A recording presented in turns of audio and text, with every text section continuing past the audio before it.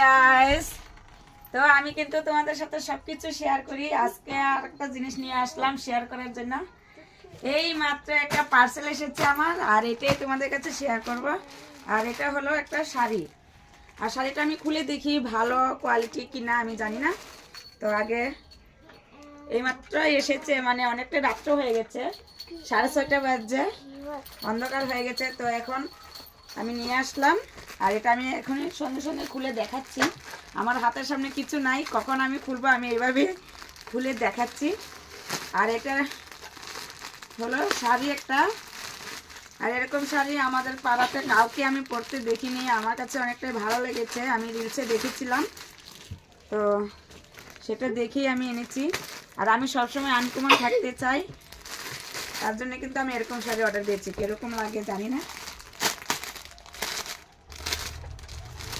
তোমরাও দেখতে থাকো। আমি তো সব কিছুই তোমাদের কাছে শেয়ার করি, তাই ভাবলাম এনেই তোমাদের কাছে আগে শেয়ারটা করি। এই যে শাড়িটা দেখো, বেশ সুন্দরই এসেছে, ভালোই লাগছে।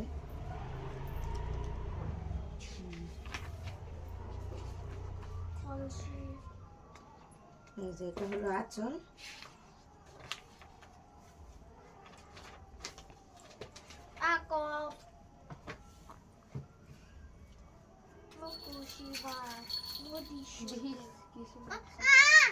কিরকম লাগলো কালারটা বলো। আমি এরকম মানে আমাদের পাড়াতে আমি দেখিনি, তার জন্যই আমি এটা অর্ডার দিয়েছি। আর আমি বললাম না, আমি সবসময় আনকমন থাকতে চাই।